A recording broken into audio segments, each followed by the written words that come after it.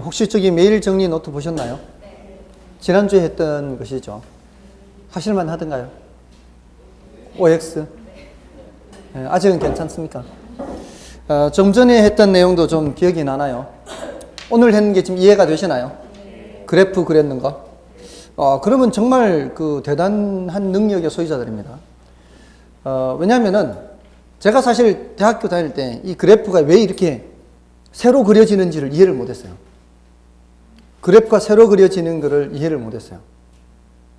그래서 굉장히 어려웠어요. 이 수요 공급이. 그럼에도 불구하고 여러분들이 지금 이해를 하셨다는 것은 여러분들이 대단하시거나 제가 대단하거나 둘 중에 하나는 대단한 겁니다. 이걸 지금 이해를 하셨다는 것은 정말 앞으로 서광이 비치는 겁니다. 아주 훌륭한 거예요. 수요량 변화, 수요 변화입니다. 그러니까 지금 이 그래프가 새로 그려지는 거, 이게 이제 그 제외 가격 외의 요인이 변하는 거죠. 앞으로는 이거를 많이 할 거예요. 수요 변화, 수요량 변화보다는. 수요량 변화는 그 제외 가격 변하는 것밖에 없잖아요. 근데 이제 대부분은 이제 그 제외 가격 외의 요인이 변해서 뭔가 변하는 것을 이제 살펴볼 겁니다.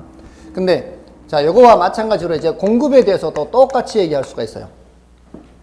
조금 전에 공급에서 수요량 변화, 수요 변화 했죠. 그럼 그와 마찬가지로 공급량 변화, 공급 변화를 얘기할 겁니다.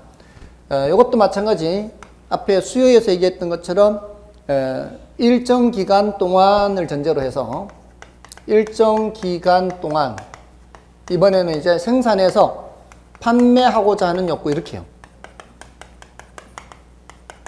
똑같이 대칭적이기 때문에 여기서는 특별히 해야 될 게 그렇게 많지 않아요.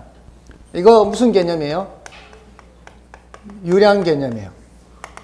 여기에 사전적 개념이죠. 똑같습니다. 여기는 유효 공급. 공급하려는 의사뿐만이 아니라 뭐도 있어야 된다. 능력도 있어야 된다. 이거죠. 그래서 이게 여기는 뭐 잠재 공급이란 말은 따로 안 쓸 만큼 별로 중요하지 않아요. 그러니까 이런 개념은 어디서만 해두면 다 해결이 되는 거예요. 수요에서만 다 해두면은 여기서는 그냥 대칭적으로 하고 이제 넘어가면 돼요. 구별은 거기서 다 했기 때문에.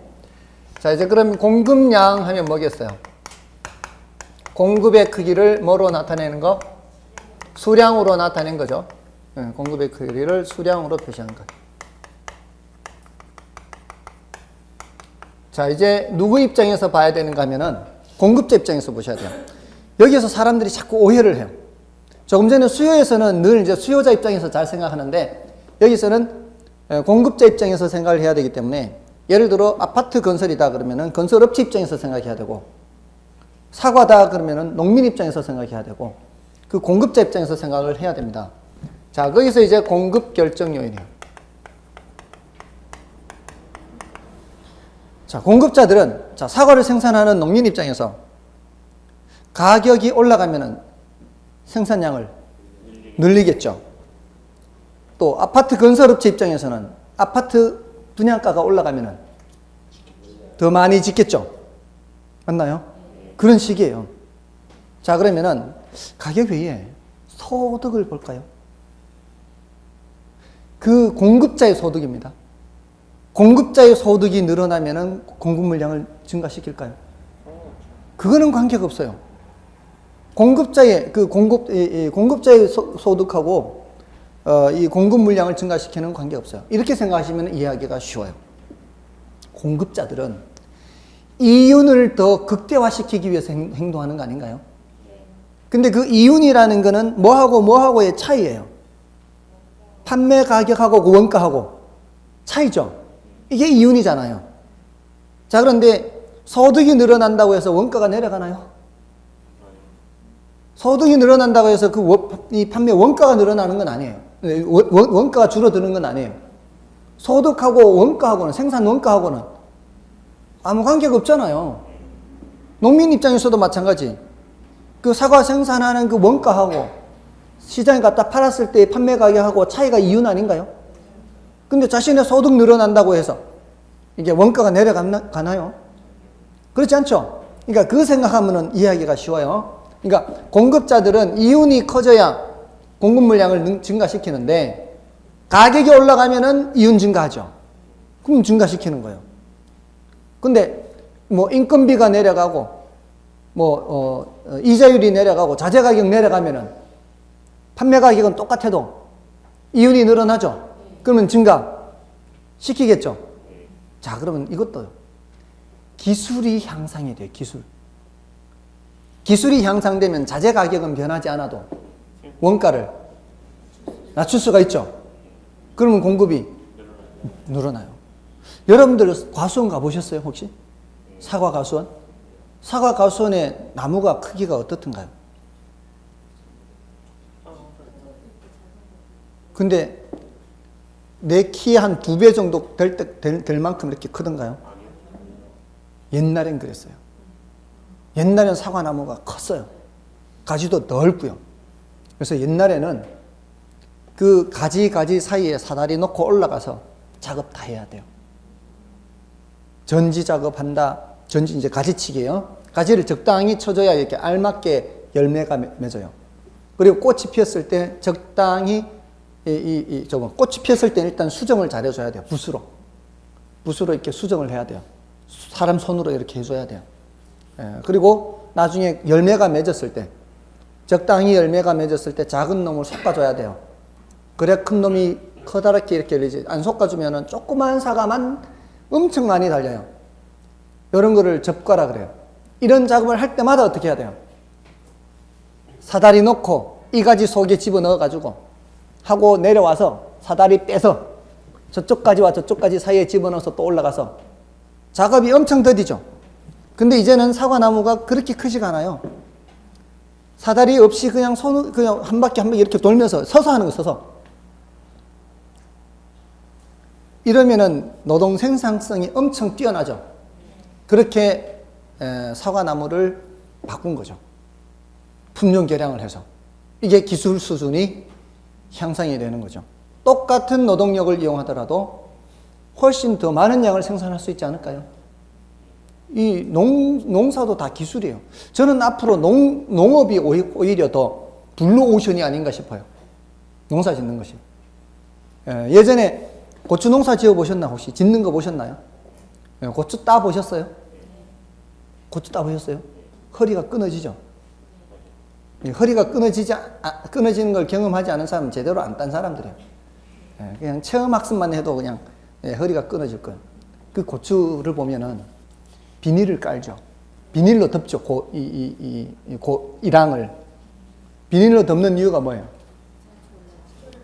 잡초 못 자라게 하는 거죠. 잡초가 자라면은 고추가 먹을 양분을 잡초가 다 먹어버리니까 잡초 못 자라게 하려고 이렇게 덮는 거 아닌가요? 그러면은 똑같은 노동력을 이용하더라도 고추가 더 많이 생산되지 않을까요? 고추 생산량이 키로수가 더 늘어나겠죠. 그게 다 기술이죠. 생산 기술이 향상이 되면은 똑같은 이 킬로그램을 생산하더라도 킬로그램당 원가가 낮아지는 거죠. 옛날에는 투명 비닐이었죠. 투명 비닐이어서 옛날에는. 근데 이제는 검정 비닐이죠. 그 투명 비닐이면은 그게 투명하니까 그래도 비집고 자라죠. 이렇게 막 이렇게 눌린 상태로 이 풀이 자라잖아요. 근데 검정 비닐로 하면 아예 햇빛을 못 보니까 더 못 자라겠죠. 그러니까 더 고추로 가는 양분이 많아지겠죠. 그런 것들이 다 기술 수준이 향상되는 거예요. 그럼 킬로그램당 원가는 내려가는 거예요. 더 많은 양이 생산된다는 것은 킬로그램당 원가는 내려가는 거예요. 자, 그런 것들이 다 이 공급 결정 요인이에요. 자, 그럼 그 재화의 가격, 사과 공급량에 사과 가격이 있고요. 자, 이제 소득 들어가요, 안 들어가요? 안 들어가요. 소득 안 들어가요. 인구 증가가 원가에 영향 미칠까요? 인구가 증가한다고 원가 내려가나요? 인구 증가하고 원가하고는 또 관계없어요. 항상 그걸 생각해요. 이윤. 공급자들은 이윤을 보고 하는데 그 이윤이 뭐와 뭐의 차이라고요? 판매 가격하고 원가하고 차이인데 인구 증가는 원가에 영향 미치지 않잖아요. 맞나요? 그러니까 인구 안 들어와 이제. 소득도 안 들어와요. 소득 인구는 어디만 들어가는 거예요? 수요. 거기만 들어가는 거예요. 그럼 여기는 뭐가 들어갈까요? 생산 요소 가격이라 그래요.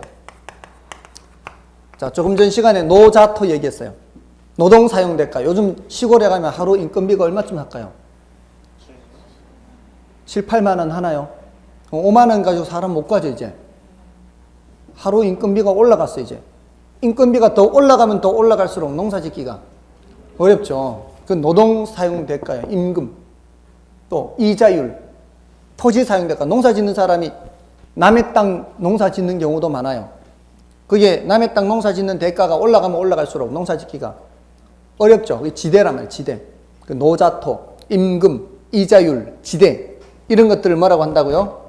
생산 요소 가격이라고 그래요. 임금, 이자율, 지대. 이런 것들이 올라가면은 공급량은 줄겠죠. 이런 것들이 내려가면은 공급량이 늘어나고요. 그 다음에 생산, 기술 수준. 이게 향상이 되면은 공급량이 늘어나고 이것들이 또 저하되면은 줄어들고 등등등 이렇게. 여기서는 요거를 기억하는 거예요. 공급에서는. 생산 기술 수준, 생산 요소 가격. 됐나요? 자, 나머지는 일단 생각하지 마세요. 자, 그럼 여기서도 가격과 공급량과의 관계를 그래프로 나타낼 수 있죠. 자, 가격이 올라가면은 다른 것들은 고정돼 있어요. 다른 것들은 고정돼 있고. 가격이 올라가면은 공급량을 어떻게 할까요? 또 늘리지 않을까요? 이렇게. 그 끝점들을 연결한 거죠. 이게 바로 뭐예요? 공급 곡선. 이렇게 되는 거죠. 자, 그러니까 이게 앞에 그렸던 수요 곡선하고는 대칭적이에요. 이거는 우상향 형태예요. 수요 곡선은 감소함수 증가함수. 수요 곡선은 감소였잖아요. 이거는 증가함수 이렇게 되는 거예요. 비례가 되겠죠. 비례 증가함수. 수요에서는 수요 법칙, 여기서는 공급 법칙 되겠죠. 이 세 가지 표현이 다를지라도 내용은 다 어떻다? 같다. 가격이 올라가면 공급량 증가하고 가격이 내려가면 공급량이 감소하는 겁니다. 됐죠? 자, 그럼 여기서도 마찬가지. 자, 누구는 이 가격에 이만큼 생산하는데 어떤 사람은 다른 사람보다 더 기술 수준이 향상된 걸 갖고 생산하는 사람. 기술이 조금 더 좋은 사람은 똑같은 가격이라도 더 많은 양 생산할 수 있지 않을까요? 맞나요? 가격이 하락하면은 돈이 안 되니까 공급량 줄이겠죠. 그건 기술 수준이 좋은 사람도 가격 하락하면은 돈이 덜 되니까 생산량을 줄이겠죠. 줄이더라도 기술 수준이 떨어진 사람보다, 낮은 사람보다는 더 많은 양 생산하겠죠. 그러면 어떻게 해요? 기술 수준이 더 높은 사람의 공급 곡선은 기술 수준이 낮은 사람의 공급 곡선보다는 오른쪽에 있겠죠. 자, 이것도 어떻게 얘기할 수 있어요? 기술 수준이 서로 다른 사람이다. 이렇게 얘기할 수도 있지만 기술 수준이 낮다가 기술 수준이 향상되면은 공급 곡선 자체를 오른쪽으로 새로 이동시킨다. 이렇게 볼 수도 있죠. 그거는 뭐가 변한 거예요? 뒤에 있게 변한 거죠. 자, 그러니까 앞에서 했던 수요량 변화, 수요 변화와 똑같은 논리예요. 그 재화의 가격이 변해서 공급량이 변하는 건 뭐라고 부르고요? 공급량 변화로 부르고, 그 재화의 가격 외의 요인이 변해서 공급하고자 하는 양이 변하는 것은 공급 변화라고 얘기를 하는 거예요. 그러면서 같은 공급 곡선상의 점의 변화는 공급량 변화고 공급 곡선 자체를 서로 그리면은 공급 변화 이렇게 얘기를 한다는 거죠. 됐나요?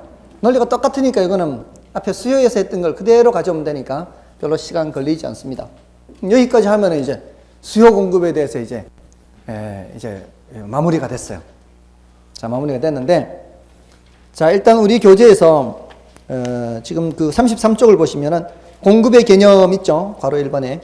그러면서 반가로 1, 반가로 2, 반가로 3 순서대로 뭐라고 됐어요? 유량 개념이고 사전적 개념이고 유효 공급이다. 이 순서대로 또 앞에 수요에서와 마찬가지로 대칭적이죠. 그럼 됐고요. 그 다음에 공급량 변화와 공급 변화. 자, 거기서 일단 먼저 공급량이라는 것은 종속 변수고 공급의 크기를 수량으로 나타낸 거죠. 그 다음에 공급 결정 요인에 이게 독립 변수가 여러 가지가 있죠. 당해 재화의 가격도 있고 생산 기술 수준도 있고 생산 요소 가격도 있고 나머지 뭐 등등등 있죠. 4번. 네, 등등등 나머지 생각하지 마시고 1, 2, 3번만 생각하는 거예요. 여기서도. 자, 그리고 넘어가셔서 참고 박스는 이제 여러분이 보시고요. 그 공급곡선을 보시면은 공급곡선의 개념, 곡선의 형태 및 특징 해서 공급곡선의 개념도 이거예요. 뭐와 뭐 관계를 그제화의 가격. 이게 아파트 공급량이면 아파트 가격이 되는 거죠. 그 제화의 가격과 공급량과의 관계를 그래프로 나타낸 게 공급곡선이고요. 공급곡선의 형태에 뭐라고 되어 있어요? 거기 이제 우상향이 원칙이죠. 일반적으로는 이제 우상향이에요. 근데 예외적으로 수평수지 우하향. 예외는 전부 다 예외적인 현상이기 때문에 일단 놔두고요. 그 예외적인 것 중에서도 앞에 수요 공급에서는 수평수직은 나중에 따로 더 한다 그랬죠. 여기서도 수평수직은 나중에 따로 더 해요. 수평수직인 거는 수요든 공급이든 이제 예외적인 현상이에요. 다음에 니은에 뭐라고 되어 있어요? 그 그래프 바로 위에 니은에 가격이 상승하는 경우 공급량이 증가하고 가격이 하락하는 경우 공급량이 감소하므로 공급량은 가격에 대한 증가함수. 이를 공급법칙이라고 해요. 같은 방향으로 나타나면 뭐라고요? 증가함수. 제가 양팔을 다 아래로 하더라도 이거 감소함수로 그러면 안 된다 그랬죠? 양팔을 다 아래로 하더라도 이건 무슨 함수? 증가함수예요. 같은 방향 증가함수. 다음에 이제 35쪽에 공급량 변화와 공급 변화. 공급량 변화는 뭐가 변한다? 그 재화의 가격이 변하는 거요. 이게 변하더라도 오른쪽으로 변하면 증가라 그래요. 요렇게 하면 오른쪽 더 늘어나죠. 길이가 늘어나면 뭐예요, 이게? 길이가 늘어나면 증가. 길이가 줄어들면은 감소. 이렇게 하면 공급량 증가가 되는 거고요. 이렇게 하면 공급량 감소가 되는 거예요. 줄어들잖아요. 줄어들면 감소, 늘어나면 증가. 같은 곡선상에서 나타나는 거니까 양자를 붙여서 여기 이렇게 가면 공급량 증가, 이렇게 하면 공급량 감소. 근데 새로 공급 곡선이 그려져서 이렇게 늘어나죠. 늘어나니까 증가죠. 근데 다른 곡선으로 가버리잖아요. 이러면은 공급 증가 이렇게 되는 거죠. 이렇게 줄면은 공급 감소 됐나요? 예, 그렇게 구별을 할 수가 있습니다. 자, 됐고요. 다음에 그 밑에 공급 변화에서 기역, 니은, 디귿 이렇게 나와 있죠. 그래프 바로 위에. 그래프 바로 위에 기역, 니은, 디귿의 기역은 생산 기술 수준, 니은은 생산 요소 가격, 디귿 공급자 예상은 놔둬요, 일단. 요거 헷갈릴 수 있으니까 지금은 오늘 이제 겨우 이제 11월 둘째 주 시간이에요. 그런 예상까지 다 하면 이제 감당이 안 돼요. 이제 요 아주 기초적인 것, 기본적인 것을 따라오실 수 있으면 다음은 자연스럽게 이제 채워질 수 있어요. 자, 이제 36쪽에 가시면은 균형의 결정과 이동이죠. 자, 이제 균형의 결정과 이동을 할 차례입니다. 자, 여기 참 재밌어요, 이게. 균형의 결정과 이동. 근데 요거 이제 재미도 있지만 잘 들으셔야 돼요. 헷갈릴 수가 있으니까. 지금 이제 수요 공급을 얘기를 했어요. 수요 공급을 얘기했는데, 그 우리 교재에는 없지만 이제 뭐를 말씀을 드리는가 하면, 이건 나중에 한 번 더 설명드릴 거예요. 아직까지 뭐 출제는 안 돼서 이게 이제 균형의 결정과 이동할 때 한 번만 말씀을 드리는데, 자, A라는 사람과 B라는 사람의 수요 곡선은 다를 수 있다 그랬죠. 사람마다 이 처한 상황이 다르기 때문에 A라는 사람, B라는 사람 각각의 수요 곡선을 개별 수요 곡선이라 그래요. A라는 사람의 개별 수요 곡선, 그 사람만이에요. B라는 사람의 개별 수요 곡선. 자, 그런데 우리는 시장에 나타나는 전체 수요의 크기를 보려고 하고 시장에 나타나는 전체 공급의 크기를 보려는 거예요. 어떤 한 사람만의 수요 공급을 보려는 게 아니고 시장 전체에 나타나는 걸 보려고 하는 거예요. 자, 그런데 A라는 사람이 사려는 양과 B라는 사람이 사려는 양을 다 합해야 되겠죠. 그래야 시장 전체에 나타나는 양이 되겠죠. 자, 그럼 A라는 사람이 사려는 양은 요만큼이에요. 길이가, 수량이. 적죠? A라는 사람은. B라는 사람이 사려는 양은 조금 더 많아요. 시장에 이 두 사람밖에 없다고 쳐볼게요. 그러면 A라는 사람이 사려는 양 요만큼의 길이를 재요.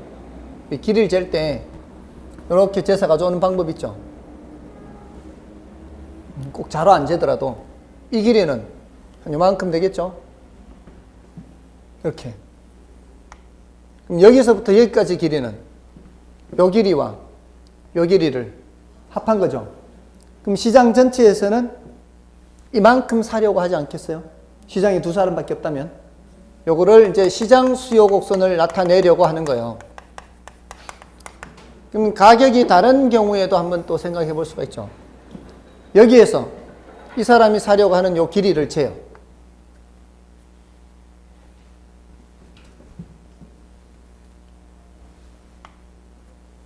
요 길이를 잽니다, 또. 이렇게. 그럼 여기서부터 여기까지는 이 두 사람이 사려고 하는 거를 다 합한 거 아닌가요? 자, 그래서 이렇게 연결하면은 이게 바로 뭐가 되는 거예요? 시장 수요 곡선이 되는 거예요. 시장 수요 곡선은 특징이 개별 수요 곡선을 수평 방향으로 합했어요. 수평 방향으로. 그리고 더 완만해져요. 자, 수요 곡선은 특징이 밑으로 내려갈수록 벌어지죠. 밑으로 내려갈수록 벌어지는데 벌어진 걸 더했죠. 벌어진 걸 밑으로 내려갈수록 벌어지는데 벌어지는 걸 밑으로 내려갈수록 더했으니까 더 벌어지게 되겠죠. 그래서 더 완만해지는 특징이 있어요. 아직까지 질문한 적은 없어요. 이제 말씀드린 이유가 우리는 늘 시장 수요나 시장 공급을 찾아야 돼요. 왜냐하면은 시장에 중개사무소에 갈 때 나만 가는 게 아니잖아요. 다른 사람들도 와서 살 거고 시장의 전체 수요의 크기가 얼마냐에 따라서 가격이 결정되니까 수요하고자 하는 양이 더 많으면 공급하고자 하는 양보다 가격이 올라가고 이렇게 하니까 그러면 공급도 한 사람의 공급을 찾는 게 아니라 어떻게 해야 돼요? 여러 사람의 공급을 찾아야 되겠죠. 공급 곡선도 시장 공급을 찾아야 되겠죠. 자, 이것도 마찬가지 수량을 어디에 나타내고 있기 때문에요. 수량을 좌우로 나타내기 때문에 수요든 공급이든 수량을 여기 나타낸단 말이에요. 수량을 여기 나타낸단 말이에요. 자, 그러니까 갑이라는 기업의 공급 곡선, 을이라는 기업의 공급 곡선 이러면 어떻게 해요? 이것도 무슨 방향으로? 수평 방향으로 합하는 거예요. 이 길이와 이 길이를 재서 요 길이, 요 길이 이런 식으로. 자, 여기서 이 길이 재고, 이 길이 재고. 자, 여기서도 보세요. 이제는 위로 갈수록 벌어지죠. 위로 갈수록 벌어졌는데 벌어진 걸 더했기 때문에 위로 갈수록 더 많이 벌어지겠죠. 그럼 이것도 마찬가지 뭐예요? 시장 공급도 수평 방향으로 합하고 더 완만해지는 거죠. 똑같아요. 요거는 똑같아요. 요거는 수평합이라 해서 이거 수직합이라 그러면 안 돼요. 좌우로 나타내는 게 수량이기 때문에 수요든 공급이든 수평 방향으로 해서 시장 공급 곡선, 시장 수요 곡선을 찾습니다. 자, 그럼 다 찾았다면 이제 뭘 찾았는가 하면은 시장 전체에서 수요하고자 하는 양이 얼마인지, 시장 전체에서 공급하고자 하는 양이 얼마인지를 찾아낸 거예요. 자, 그래서 이제 균형이 결정되고 이동하는 것을 이제 공부하는 거예요. 균형의 결정과 이동.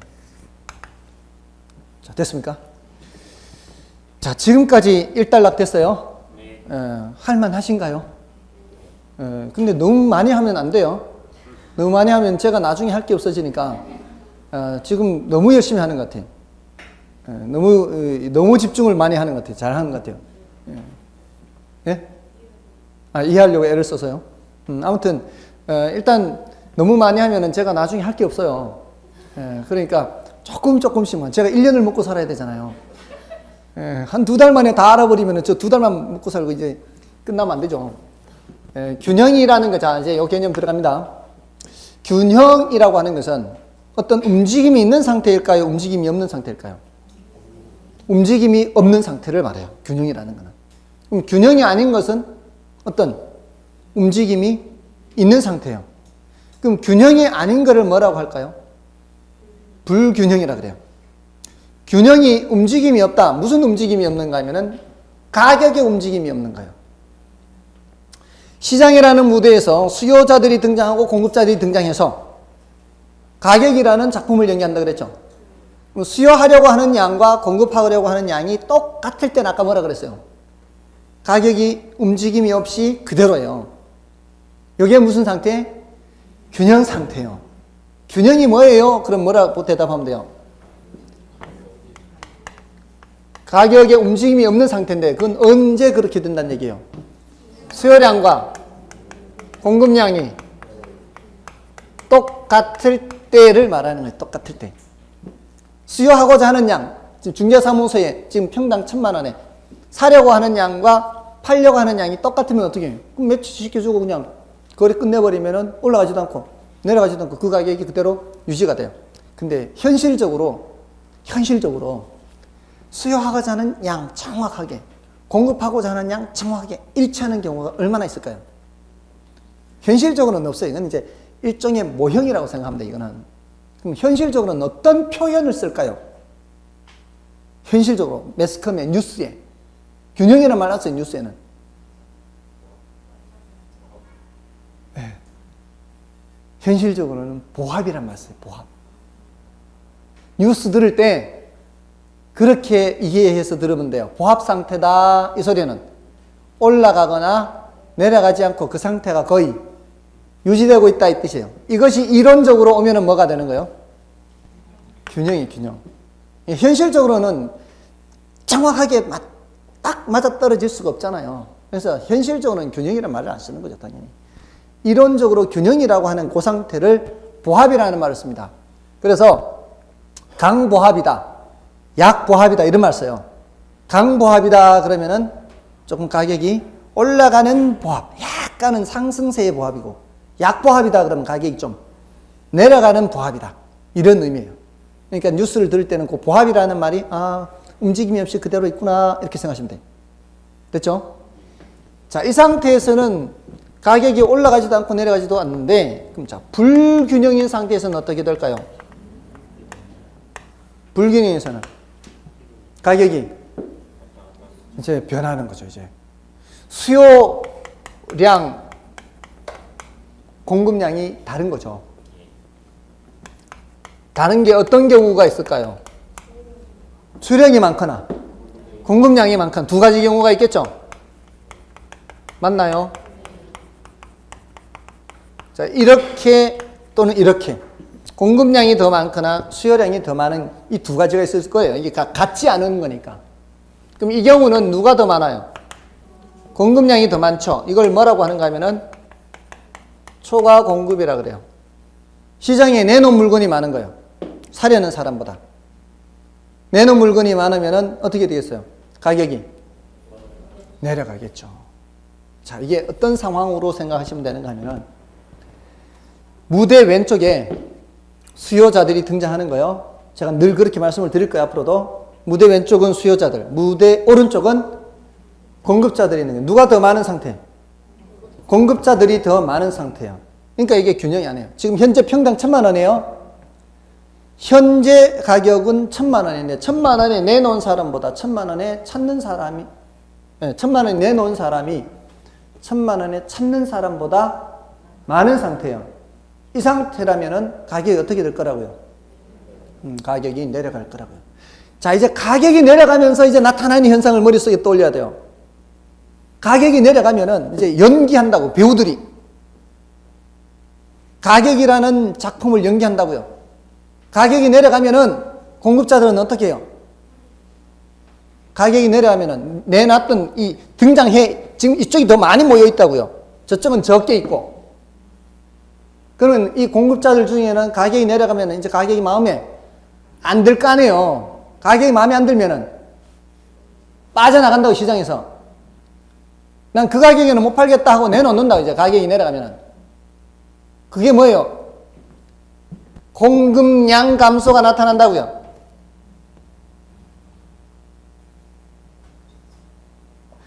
까먹는데 시간 많이 안 걸린다 그랬죠. 가격이 내려가니까 뭔지 이제 아시겠어요? 공급량 감소, 그 재화에 뭐가 변하는 거예요, 지금? 그 재화의 가격이 변해서 공급량 감소가 나타나면서 공급자들이 빠져나가기 시작한다고, 이 사람들이. 이거는 뭐가 변해서 지금 빠져나가고 있는 거예요? 가격이 변해서 지금 빠져나가고 있는 거예요. 공급량 감소가 나타나고 있다고요. 자, 그러면 가격이 내려가면은 지켜보던 바깥에 이 대기하고 있던 수요자들 중에 가격이 내려가네. 지난번보다 싸졌네. 이렇게 할 거 아니에요. 공급자들은 가격이 내려가면은 다른 건 안 변했어요. 다른 건 안 변하고 그 재화에 뭐가 변한 거예요? 가격이 내려가는 거죠. 가격이 내려가면 무대 바깥에 대기하고 있던 사람들 중에서는 이제 살만하네 하고 수요량 증가가 나타나는 거죠. 자, 그러면 자, 이쪽에 머릿속에 그려보세요. 이쪽에 얼마 없었어요. 이쪽에 많이 내놨어요. 자, 이 상태에서 거래가 이루어지기 전에 벌써 가격이 내려가기 시작합니다. 950, 900 이렇게 내려가면서 공급자들은 물건 들고 나가버려요.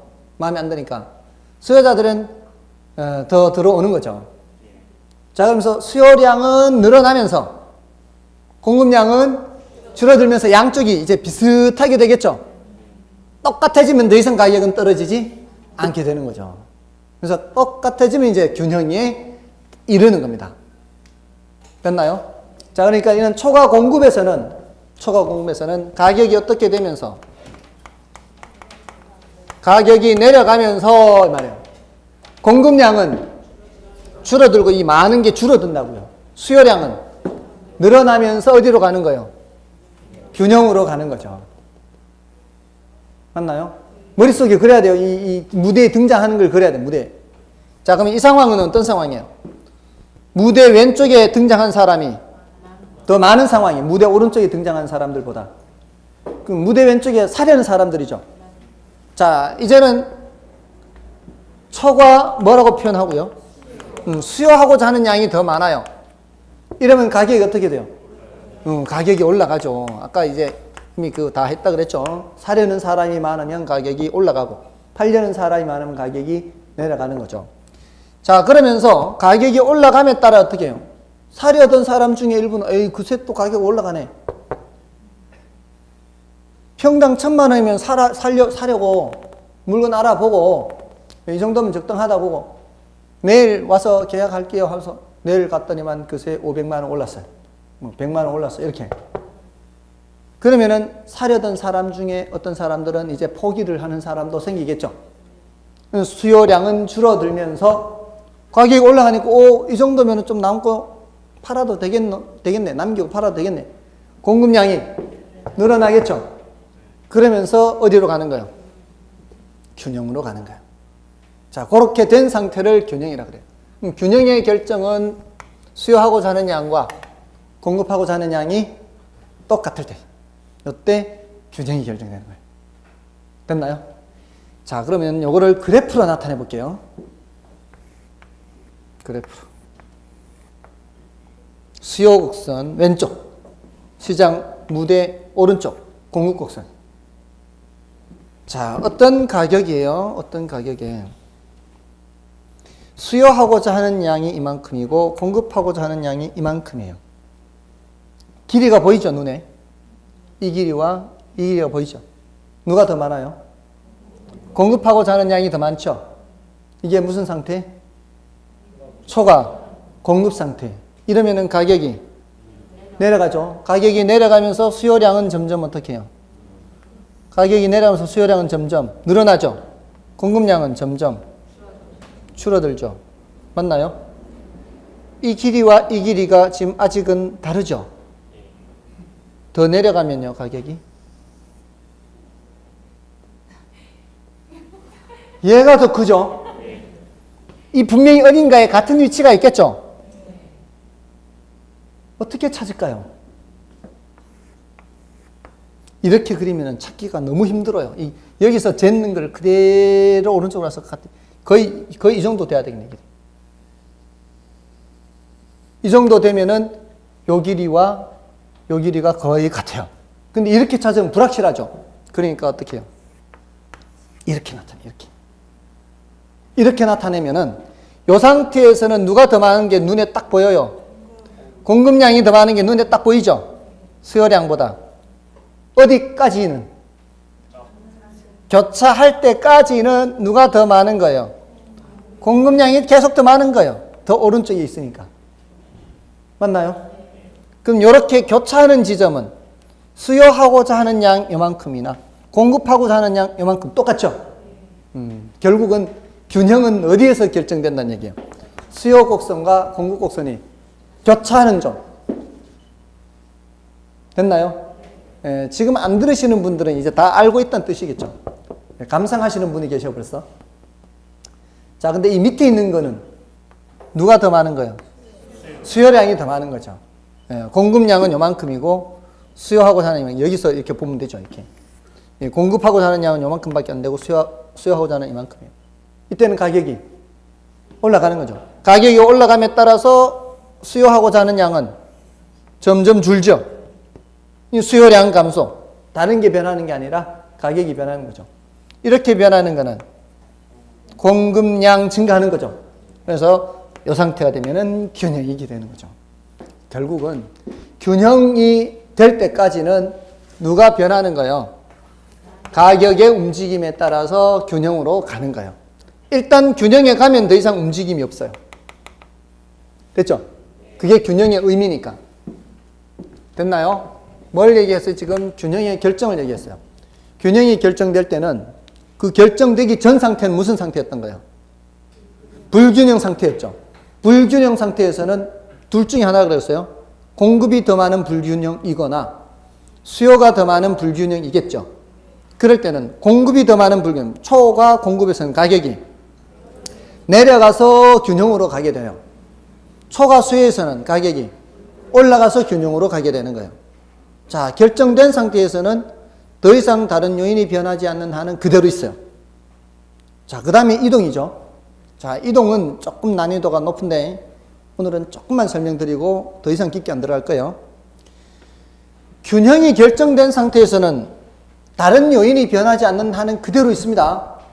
근데 자, 이제 조금 전에 수요 변화, 공급 변화는 뭐였죠? 수요 변화, 공급 변화는 선의 변화라 그랬죠. 지금 뭐가 결정된 상태인가 하면은 균형이 결정된 상태예요. 여기서는 가격이 변할 수는 없어요. 가격은 이제 고정되니까 이제 수요하고자 하는 양과 공급하고자 하는 양이 같으니까. 근데 그 지역에 이제 혁신도시가 지정이 되어서 여러 공기업들이 그 지역으로 온대요. 자, 거기 인구도 증가하고 하겠죠. 새로운 뭔가가 나타났죠. 인구 증가라고 했어요. 인구 증가. 그러면은 수요 곡선이 이동할까요? 공급 곡선이 이동할까요? 수요 곡선이에요. 공급자들은 이윤의 영향을 받는데 인구 가지고는 직접적으로 이윤의 영향을 미치지 않아요. 이윤이라는 건 가격과 원가 사이예요. 그죠? 자, 그러면 수요가 증가하죠. 수요가 증가하면 수요 곡선이 어느 쪽으로? 오른쪽으로 이동해요. 자, 이게 어떤 상황인가 하면 이거는 인구가 증가하기 전이고 이거는 인구가 증가한 후에요. 인구가 증가하게 되면은 원래 수요하려고 하는 양과 공급하려고 하는 양은 둘 다 요만큼이었죠. 맞나요? 원래 이제 1,000만 원이었는데 평당 1,000만 원에 수요하려는 양과 공급하고로 하는 양이 똑같았어요. 근데 이제는 수요하려는 양이 어떻게 됐다고요? 수요하려는 양이 늘어난 거예요. 찾으러 오는 사람이 늘어난 거죠. 근데 물건 내놓는 양은 그대로예요. 이제 뭐가 깨진 상태예요? 균형이 깨진 상태예요. 지금 이게 평당 1,000만 원에 어느 지역에 한 달에 50건이 거래됐어요. 중개사무소 다 합했을 때. 근데 이제는 내놓은 물건은 50으로 똑같은데 찾는 사람이 어떻게 됐다고요? 한 90으로 늘은 거죠. 자, 어떤 현상이 나타날까요? 물건은 내놓는 거는 50으로 그대로인데 찾는 사람이 90으로 늘어났으니까 뭐가 발생하게 된 거예요? 초과 수요가 나타난 거예요. 초과 수요. 원래 균형 상태가 깨졌다고요. 50, 50 균형이었잖아요. 근데 이제 내놓는 건 50 똑같은데 찾으러 오는 사람은 90으로 늘어났으니까 중개사무소가 북적북적 거리겠죠. 자, 그러면서 가격이 어떻게 되겠어요? 올라가겠죠. 가격이 올라가면서 어디까지 올라가요? 여기까지 올라가요. 여기까지 올라가면서 그 와중에 이 중에 모든 사람이 다 계약서 쓰는 거 아니에요. 왜냐하면은 하루 사이에 벌써 가격이 올라가기 시작하니까 요 늘어났던 사람 중에 일부는 다시 줄어들기 시작해요. 그럼에도 불구하고 그래도 나는 사겠다라는 사람 일부가 사는 거죠. 뭔지 아시겠죠? 그래서 요 돌아가는 과정을 오해하면 안 돼요. 돌아가는 과정을 오해하면 안 돼요. 결국 우리가 불러줘야 되는 거는 그걸 감안해서도 눈 뜨세요. 여기 중요한 거예요. 중요한 거예요. 결국은 돌아가는 사람들이 있다 할지라도 이건 뭐예요? 수요량 감소예요. 가격이 올라가서 수요량이 줄잖아요. 가격이 올라가서 수요량이 줄어드는 걸 감안하더라도 그 지역의 인구 자체가 많이 증가하기 때문에 원래보다는 거래량이 많아지게 돼 있다고요. 자, 그러면 이제 결론은 이거예요. 결국은 수요가 증가하면 말이죠. 수요가 증가하면은 가격이 어떻게 된다? 올라가게 된다. 여기서 더 이상 가면 안 돼요. 가격이 올라가니까 수요량이 줄겠죠. 수요량이 줄면은 가격 내려가는데, 내려가면 또 수요가 증가하는데, 이렇게 가면 안 된다고요. 방금 가격이 올라가서 수요량이 줄어드는 것을 감안해서 결국 균형 가격이 올라간다는 얘기예요. 수요가 증가해서 가격이 올라갔다. 더 이상 생각하면 안 돼요. 조금 전에는 가격이 올라가면 수요량이 어떻게 돼요? 가격이 올라가면 수요량이 감소했죠? 여기서 끝. 더 이상 하는 거 아니에요. 가격이 변해서 수요량이 감소하는 것은 뭐를 말하는 거예요? 같은 수요 곡선상에서 점이 변화 이렇게 되는 거죠. 끝이에요. 더 이상 생각하면 안 된다고요. 그러면 수요가 증가해요. 지금 인구 수요량이 증가한 게 아니죠. 지금 양자 안 붙였어요. 인구가 지금 수요 곡선 자체가 이렇게 증가했죠. 그러면은 균형자를 생략할 때가 많다면 이때 가격이 어떻게 해요? 올라가죠. 수요가 증가해서 균형 가격이 올라가죠.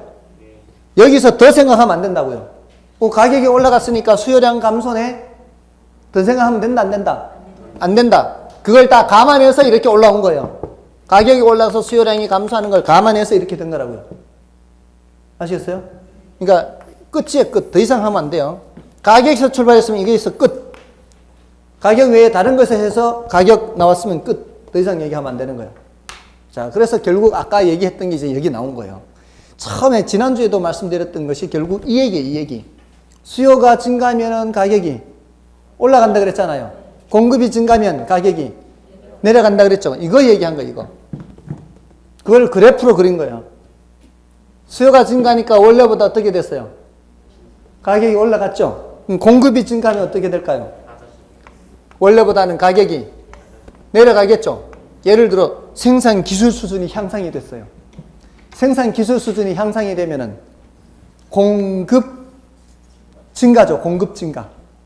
아까 생산 기술 수준이 향상이 되면은 똑같은 가격이라도 더 많은 양을 생산할 수 있잖아요. 그러면 원래 가격보다는 어떻게 돼요? 내려가는 거죠. 이게 이 공급 곡선이 사라지면서 새로운 공급 곡선인 거죠. 됐나요? 맞습니까? 조금은 우리가 생각하는 상식적인 그런 내용들이 뭐로 그려지고 있어요? 그래프로 그려지고 있죠. 그러니까 우리 그 첫날 말씀을 드렸듯이 여러분들이 이미 결론은 다 알고 계신다 그랬잖아요. 수요가 증가하면 가격은 올라가요. 공급이 증가하면 가격이 내려가요. 이거를 그래프로 나타낸 거예요. 수요가 증가하면 가격이 올라가는 거고, 공급이 증가하면 가격이 내려가고, 이걸 이제 그래프로 나타내는 겁니다. 그래서 앞으로 이제 우리가 해야 될 것은 이것이 수요가 증가하는 것만 있는 게 아니라 수요가 감소하는 경우도 있겠죠. 그럴 땐 수요 곡선을 왼쪽으로 그리는 거예요. 그랬을 때 균형 가격이 내려간다는 거예요. 또 공급이 증가하는 경우가 있는 게 아니라 공급이 감소하는 거 있죠. 그때는 균형 가격이 상승하는 거예요. 그런 경우를 대답을 하는 겁니다. 질문을 했을 때. 근데 이제 가장 기초적인 걸 지금 말씀을 드렸는데 이것만 해도요, 우리 문제의 웬만한 것은 커버가 돼요, 사실은. 그래프를 그려서 나타내는 거니까. 지금 하나밖에 그리지 않았어요. 두 개밖에 그리지 않았죠. 두 개밖에 그리지 않았는데 나머지 두 개가 뭐예요? 수요 감소. 여기는 공급 감소가 되겠죠. 그렇게 했을 때 가격이 어떻게 되는지, 균형량이 어떻게 되는지 요거 대답하는 거거든요. 이제 힌트를 좀 드리면 이렇게 돼요. 묻는 건 두 가지예요. 균형량이 어떻게 돼요? 균형 가격이 어떻게 돼요? 이렇게 물어요. 그럼 균형량이 어떻게 돼요? 물을 때는 증가합니다, 감소합니다, 둘 중 하나겠죠. 균형 가격이 어떻게 돼요? 하면은 올라가요, 내려가요, 둘 중 하나겠죠. 자, 근데 이렇게 생각하면은 아주 그래프를 그리지 않아도 알 수는 있어요. 그래프를 그리는 게 더 좋긴 한데 이렇게 생각하세요. 시장이라는 무대가 있어요. 시장이라는 무대에 사려는 사람이 많아지면 북적북적 거리면 이 말이에요. 시장이 북적북적 거리면은 체결 건수가 늘겠어요, 줄겠어요? 늘죠. 그게 바로 균형 거래량이 는다 이렇게 얘기해요. 균형량 는다. 시장이 북적거려지면 균형 거래량은 늘어요. 자, 공급자들이 더 많이 늘어나면은 이 말이에요. 공급자들이 더 많이 늘어나면은 시장이 북적거려요, 한산해져요? 공급자들이 많아지면 시장에 더 많이 등장하면 이 말이에요. 북적거려지죠. 공급자들이든 아니 시장이라는 무대에 등장한다 그랬잖아요. 배우들이 등장하는 거예요. 수요자들이 더 등장하든 공급자들이 더 등장하든 더 등장하면 북적거리는 거예요. 한산해지는 거예요. 북적거려지는 거죠. 북적거려지면은 거래량은 늘어난다. 체결 건수는 늘어난다고요. 북적거려지면은 가격이 다른 거죠. 수요자들이 더 많아지면 가격이 올라가면서 체결 건수가 늘어나는 거고요. 공급자들이 많아지면은 가격이 내려가면서 거래량이 늘어나는 거예요. 혹시 여기 주식 하시는 분들 계시나요? 주식 하시는 분들 어떤 날은 막 거래량이 터지면서 하한가를 맞을 수 있어요. 하한가. 거래량이 엄청 늘었는데 하한가예요. 그날은 어떤 사람이 많이 등장했다는 얘기예요. 파는 사람이 많이 등장했다는 얘기예요. 거래량 늘었죠, 지금. 거래량 늘었는데 가격은 폭락했어요. 뭔 뜻인지 아시겠어요? 거래량은 늘었지만 가격이 폭락한 거는 파는 사람이 그날 많이 등장한 거예요. 근데 어떤 날은 거래량이 터지면서 상한가가 나왔어요. 그날은 사는 사람이 많이 등장한 거죠. 뭔 뜻인지 아시겠죠? 사는 사람이 많아지든 파는 사람이 많아지든 많아지는 거는 거래량이 많아지는 거예요. 아시겠죠? 북적거려지면은 거래량은 무조건 늘어나는 겁니다. 근데 사는 사람이 많아질 때는 가격은 올라가는 거고 파는 사람이 많아질 때는 가격은 내려가는 거죠. 됐나요? 그렇게 거래량은 판단하면 되고요. 등장하는 사람이 많아지느냐 적어지느냐. 그러니까 증가하면은 수요든 공급이든 증가하면 거래량은 증가해요. 수요든 공급이든 빠져나가면은 거래량은 감소하는 거죠. 그러니까 단어 따라가면 돼요. 단어. 수요 증가다 그러면 거래량 증가. 공급 증가다 거래량 증가. 수요 감소다 거래량 감소. 공급 감소다 거래량 감소. 그러니까 이 시장에 등장하는 사람 수를 보면 된다고요. 거래량은 알 수 있어요. 됐죠? 그러니까 그 말 따라 금방금방 갈 수 있어요. 판단을 빨리 할 수 있다고요. 근데 가격은 이렇게 생각하면 돼요. 시장에 물량이 남을까요? 모자랄까요? 이렇게. 시장에 물량이 남을까요? 모자랄까요? 남으면 가격은 내려가는 거고 모자라면 올라가는 거죠. 자, 그러면 사려는 사람이 많아지면 물량이 모자라요? 남아요? 모자라죠. 그럼 가격은 올라가는 거죠. 수요 증가는 가격 상승이에요. 근데 공급이 증가하면 물량이 많아지겠죠. 물량이 많아지면 남겠죠. 가격이 내려가요. 근데 수요가 감소하면 어떻게 돼요? 사려는 사람이 줄어들면 물량이 남아요? 모자라요? 남겠죠. 사려는 사람이 빠져나가 버렸으니까 내놓은 물건으로는 남게 될 거예요. 그럼 가격은 내려가는 거죠. 공급이 줄어들면 시장에 내놓는 물건이 별로 없어요. 가격은 올라가겠죠. 모자라니까. 공급 감소는 물량이 모자라기 때문에 가격이 올라가는 거예요. 근데 여러분들이 일상생활에서 이미 다 듣고 계시는 거예요. 이미 알고 계시는 거라고요. 지금 작황이 안 좋아서 공급이 감소됐어요. 그럼 어떻게 해요? 가격은 올라가는 거죠. 뭔 뜻인지 아시겠죠? 그러니까 가격은 물량이 모자라는지 남는지로 금방 판단할 수 있어요. 근데 공급이 감소한다 면 거래량은 감소해요. 그 거래량은 그 단어 따라가면 돼요. 아시겠죠? 네, 결국은 그렇게 대답을 하는 건데 우리 일상생활에서 이미 접하는 것들이기 때문에 그렇게 어렵지는 않은데 다만 앞으로 무엇으로 표시를 해야 돼요? 그래프로. 그럼 그래프로 표시를 해서 나타낸다는 점, 요것 때문에 조금 헷갈릴 수는 있는데 우리 일상생활에서 생각하는 거하고 그래프로 하는 것이 결합이 되면은 처음에는 약간 헷갈릴 수 있지만 나중 되면은 이것만큼 쉬운 게 없어요. 우리가 일상생활에 늘 접하는 것들이기 때문에. 됐나요? 자, 오늘은 균형의 이동은 요렇게만 해요. 근데 균형의 이동이 이제 요 정도로만 하고 나중에 이제 조금 더 다른 거를 다룰 거고요. 그다음에 이제 38쪽에 가면 탄력성하고 이제 다른 내용들이 나올 거예요. 자, 요거는 좀 쉬고 하도록 하겠습니다.